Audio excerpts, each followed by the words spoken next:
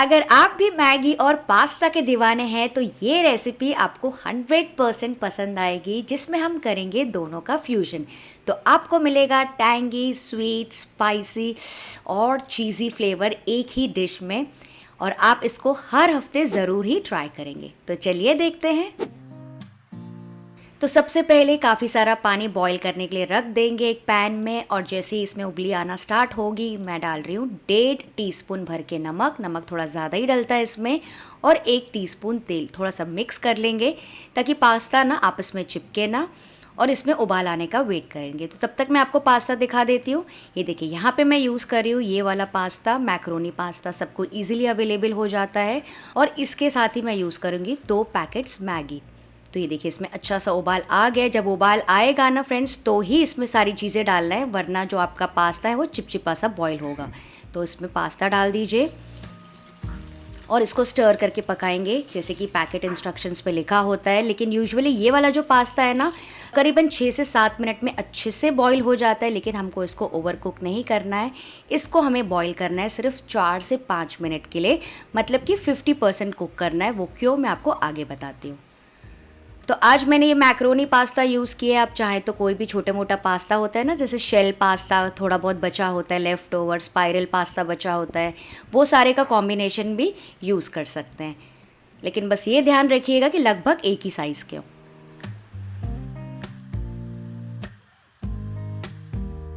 तो करीबन 4 मिनट हो गया। ये देखिए मैं आपको एक पास्ता कट करके दिखाती हूँ, उसमें बाइट भी है और थोड़ा सा कच्चापन भी बाकी है। तो इस स्टेज में हम डाल देंगे इसमें मैगी के नूडल्स।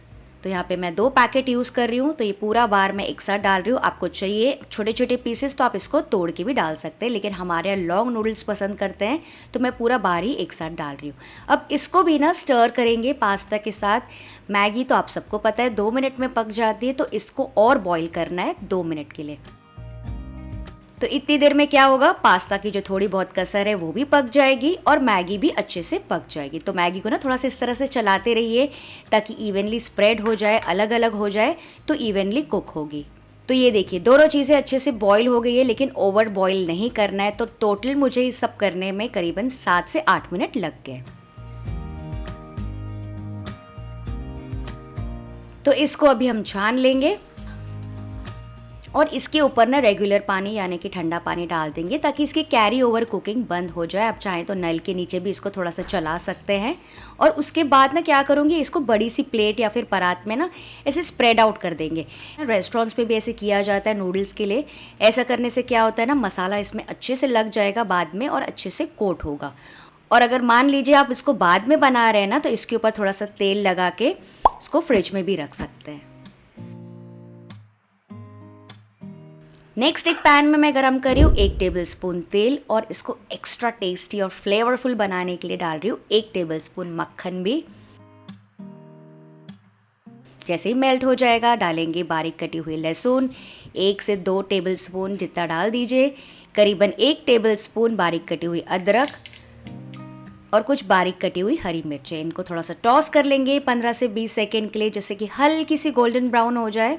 थोड़ी सी फ्राई होंगी ना तो ज़्यादा टेस्टी लगेंगी। आप चाहें तो इसके बदले दरदरा कूटा हुआ भी डाल सकते हैं, लेकिन ये पीसेस ज़्यादा टेस्टी लगते हैं। फिर मैं डाल रही हूँ 1 प्याज बारीक कटा हुआ, इसको भी टॉस कर लेंगे बस 2 मिनट के लिए, हल्का सा गोल्डन ब्राउन करना है। और फिर मैं डाल रही हूँ 2 टमाटर भी ऐसे बारीक कटे हुए। आप चाहें तो टमाटो का प्यूरे भी डाल सकते हैं या फिर दोनों का कॉम्बिनेशन भी डाल सकते हैं, वो भी काफ़ी टेस्टी लगता है। यहीं पे डाल रही हूँ आधा टीस्पून नमक ताकि जल्दी से इसकी कुकिंग हो जाए, और इसको भी थोड़ा सा टॉस करेंगे। तो टमाटर से मैगी पास्ता का जो फ्लेवर है बहुत ही बढ़िया आएगा, एकदम टैंगी टैंगी सा।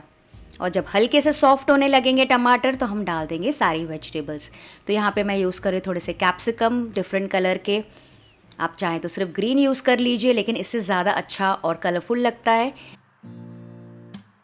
आधा कैरेट डाल रही हूँ चॉप किया हुआ, और 1/4 कप डाल रही हूँ फ्रेश या फिर फ्रोज़न कॉर्न, जो भी आपके पास अवेलेबल हो। इन सारी वेजिटेबल्स को टॉस कर लेंगे। तो वेजिटेबल्स कम्प्लीटली आपके ऊपर है, जो आपको पसंद हो। जैसे कि आप मटर डाल सकते हैं, ब्रोकली डाल सकते हैं, बीन्स डाल सकते हैं, मशरूम्स भी बहुत अच्छे लगते हैं इसके साथ। बस इसको बहुत ज़्यादा सॉफ्ट नहीं करना है, वरना वेजिटेबल्स का जो चंक है, जो बाइट है, वो नहीं आएगा। यहाँ पे मैं डाल रही हूँ 1 टीस्पून कश्मीरी लाल मिर्ची पाउडर और 1 टीस्पून धनिया पाउडर।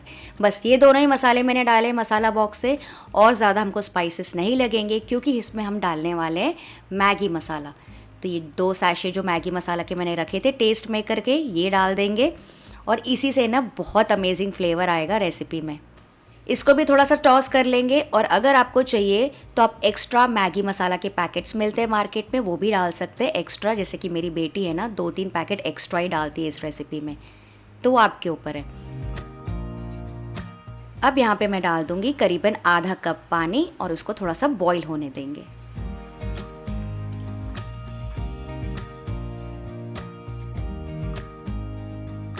और अगर आपको क्विक कुकर पास्ता देखना है जिसमें कि आपको सारी वेजिटेबल्स और कच्चा पास्ता एक ही पॉट में डाल के उसमें सीटी बजाई जाती है, तो उसका जो लिंक है मैं नीचे डिस्क्रिप्शन बॉक्स में नहीं तो एंड स्क्रीन्स में डाल दूंगी, ज़रूर से चेक कर लीजिएगा।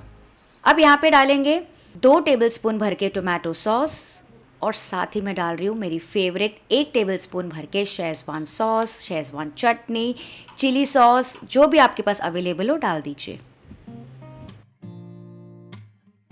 इसको भी थोड़ा सा टॉस कर लेंगे। तो सॉसेस ना आप अपने हिसाब से एडजस्ट कर सकते हैं, अगर आपको चाहिए तो यहाँ पे 1 से 2 टीस्पून सोया सॉस भी डालेंगे ना, वो भी अच्छा लगता है।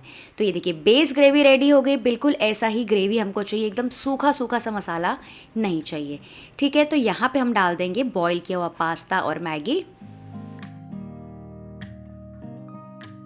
और इसके लिए थोड़ा सा नमक डाल रही हूँ, थोड़ी सी काली मिर्ची पाउडर,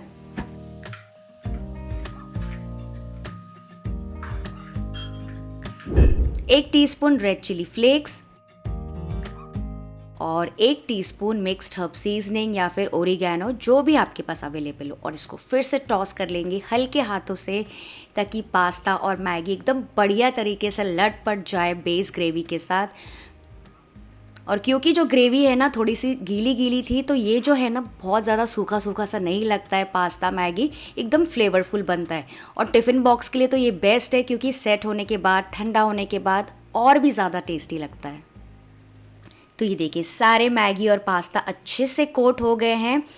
तो यहाँ पे थोड़ा सा पानी का आप छड़का दे सकते हैं। अब मैगी और पास्ता के तो ऑलमोस्ट सारे एलिमेंट्स हमने डाल दिए, लेकिन एक चीज़ है जो कि पास्ता में डाली जाती है, वो है चीज़। तो यहाँ पे आप 1 से 2 चीज़ क्यूब ग्रेट कर लीजिए, लेकिन मैं यहाँ पे डाल रही हूँ 2 से 3 चीज़ स्लाइसेस, वो परफेक्ट चीज़ीनेस के लिए। आपको चाहिए तो आप चीज़ स्प्रेड डाल सकते हैं, 2 टेबलस्पून मेयोनीज़ डाल सकते हैं, जो भी आपके पास अवेलेबल हो। और फिर मैं क्या कर रही हूँ, इसको लोएस्ट फ्लेम पे ढक के रख रही हूँ बस 1 मिनट के लिए। वैसे आप बंद गैस में भी रखेंगे ना तो भी इजीली मेल्ट हो जाएगा। चलिए चेक करते हैं। वाह, ये देखिए चीज़ कितने बढ़िया तरीके से मेल्ट हो गई है। ऐसा लग रहा है बहुत खास और बहुत बड़ी डिश हमने बनाई है, बहुत मेहनत करके। डालेंगे थोड़ा सा फ्रेश धनिया,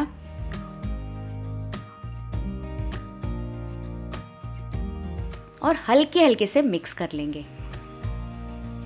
सुपर्ब, आप देख सकते हैं कितना ब्यूटीफुल, यमी, फ्लेवरफुल, चीज़ी मैगी पास्ता का फ्यूजन रेडी हो गया है। हर एक मैगी पास्ता कोटेड है और खिला खिला भी है, क्योंकि ना हमने इसको सही टाइमिंग्स के साथ पहले बॉईल किया था। तो टाइमिंग्स हमेशा ध्यान रखिएगा बॉईल करने की, बहुत ओवर कुक मत करना, वरना यहाँ तक के करने में ना खिचड़ी बन जाएगी। तो बहुत ही सिंपल रेसिपी है, सिंपल इंग्रेडिएंट्स के साथ, जो कि हमारे घर पे ही अवेलेबल होते हैं।